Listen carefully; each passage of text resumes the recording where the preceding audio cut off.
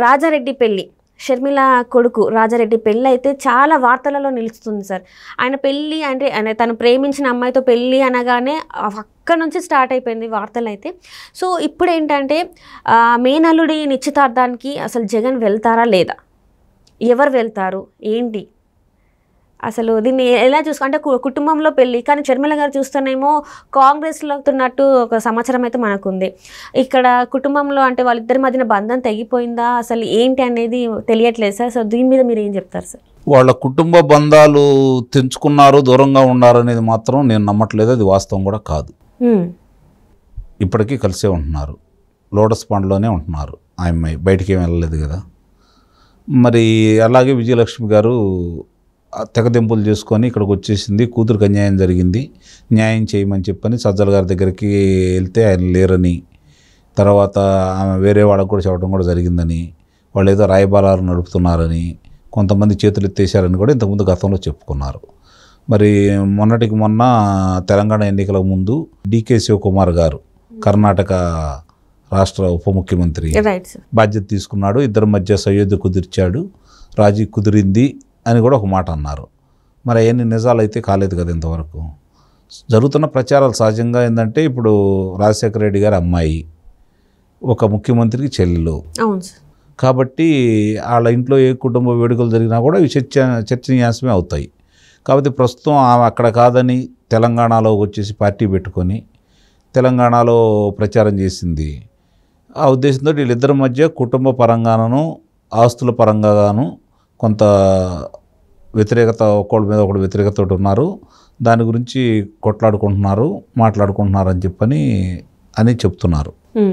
సరే, ఇప్పుడు రాకపోవటమా అతను వస్తాడా రాడా అనేది చర్చనీయాంశం అని చెప్పి మీరు అడిగారు. నిస్సందేహంగా వస్తాడు, అందుట్లో అనుమానమే లేదు.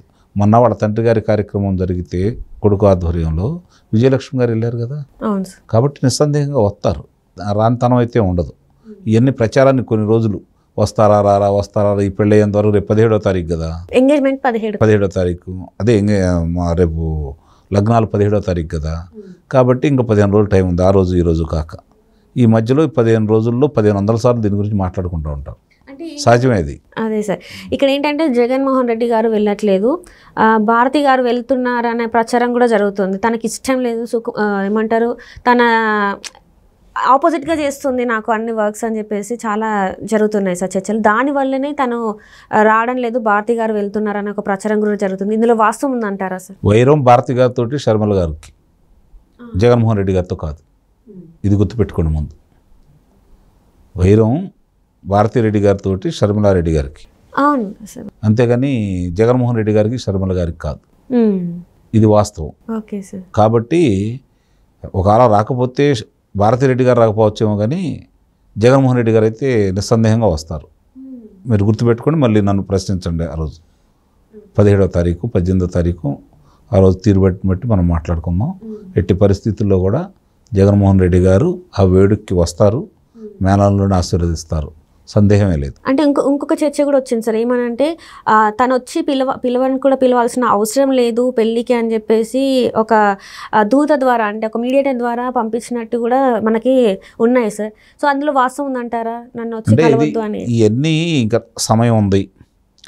మీరు ఎప్పుడంటే 16వ తారీఖు కూడా ఆయనకు సమాచారం ఇవ్వడం కోసం స్వయంగా ఏం వెళ్ళి పిలవలేదనుకోండి, ఆ రోజు మనం మాట్లాడుకుంటే ఒక అర్థం ఉంటుంది. ఇంకా సమయం అయితే ఉంది కదా.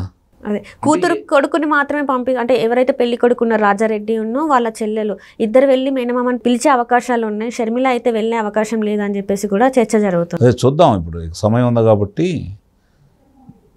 వెళ్తుందనే అనుకుంటున్నాను నేను. షర్మిల గారు ఇంటికి వెళ్ళి అనిల్ గారు, షర్మిల గారు, కుటుంబ సభ్యులందరూ వెళ్ళి విజయమ్మ గారితో సహా వెళ్ళి ఆహ్వానిస్తారని నేను భావిస్తున్నాను. అంటే ఇప్పటి వరకు ఉన్న ఏదైతే వాళ్ళిద్దరి మధ్యన అయితే బంధం తెగిపోయింది అనుకున్న వాళ్ళకి దీంతోనే క్లారిటీ వచ్చేస్తుంది అంటారా సార్?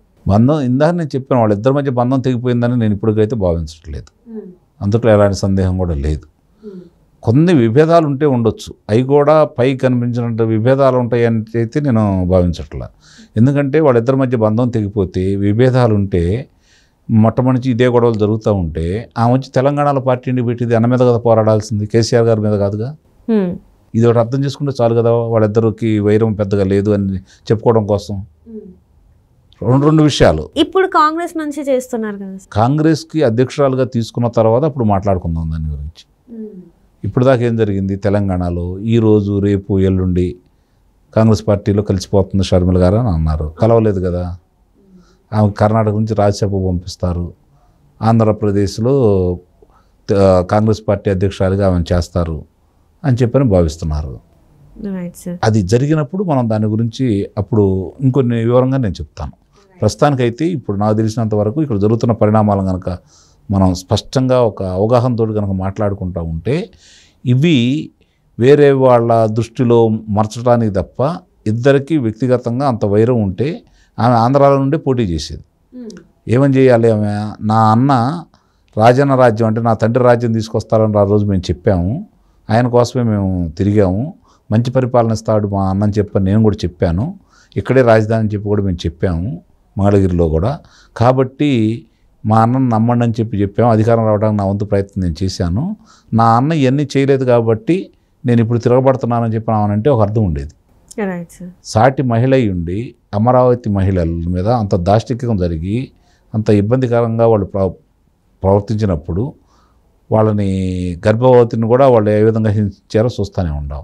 మరి ఇంతవరకు తల్లి కానీ కూతురు కానీ అంటే షర్మిల గారు కావచ్చు, విజయలక్ష్మి గారు కావచ్చు, మహిళల గురించి వెళ్ళి కనీసం ఏమన్నా పరామర్శించారా వాళ్ళని? ఈ వరకు లేదు కదా.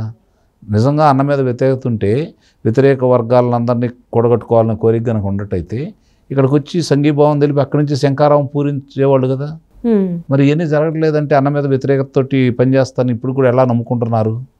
ఎందుకు ఇంత ఆశపడుతున్నారో నాకైతే అర్థం కాని విషయం. ఇప్పటి వరకు షర్మిల గారు కాంగ్రెస్లో చేరుతాను, కాంగ్రెస్ అంటే ఏపీపీసీ అవుతారని చెప్పేసి అన్నదంతా అవాస్తవం అంటారా సార్? ఇప్పుడు అమ్మ అందుకే నేను చాలా వివరంగా కూడా చెప్పాను, ఆమె తెలంగాణలో పార్టీ ఎందుకు పెట్టింది, ఆంధ్రాలో పెట్టకుండా. Right sir. అన్న మీద పోరాడాలనుకుంటే ఆంధ్రాలోనే పార్టీ పెట్టి కదా పోరాడాల్సింది. ఆ రోజు కనుక పోరాడి ఇవన్నీ పోలవరం మేము పూర్తి చేస్తామని చెప్పింది, మరి పూర్తి చేయలేదు. అమరావతి ఒకటే రాజధాని అని చెప్పాము, 3 రాజధానులు చేశాడు, ఇది నీకు న్యాయమైన అన్నా అని చెప్పని ఆమె అడిగి అమరావతి రైతుల మధ్య కూర్చొని వాళ్ళకి సంఘీభావం తెలిపినట్టయితే నిస్సందేహంగా మీరు అన్నదానికి నేను కూడా ఏకీభించేవాడిని. Right sir. మరి అక్కడేమి చేయనప్పుడు రేపు పొద్దున్న చేస్తుందని మనం ఎట్లా నమ్ముతామని నేను అంటున్నాను. ఇప్పటివరకు చేయని వ్యక్తి 4 సంవత్సరాల 7 నెలల 2 రోజులు అవుతుంది ప్రభుత్వం అధికారంలోకి వచ్చి. ఏం చేసింది?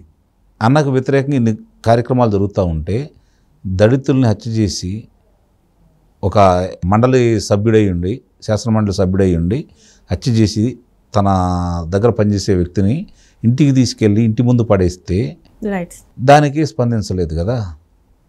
మరి అవి ఏమి కనపడినప్పుడు రేపొద్దున ఏం కనపడతాయి వాళ్ళకి? నేను అనేది ఏంటంటే ఇప్పుడు భారతదేశంలో కాదు ప్రపంచంలో కూడా ఇన్ని రోజులు సుదీర్ఘంగా మహిళలు పోరాడుతున్నటువంటి కార్యక్రమం అంటూ ఏదీ లేదు కదా. మరి ఈరోజు మరి 4 సంవత్సరాలు కూడా నిండిపోయినాయి కదా. మరి వాళ్ళకి సంఘీభావం తెలపని ఈమె ఎట్లా రేపు పొద్దున ఏం మాట్లాడుతుంది? ఆ రోజు మాట్లాడితే నిస్సందేహంగా దాని గురించి మళ్ళీ మాట్లాడుకుందాం. ప్రస్తుతానికి ఇవన్నీ ఊహాగానాలని నేను భావిస్తాను. Right, thank you so much.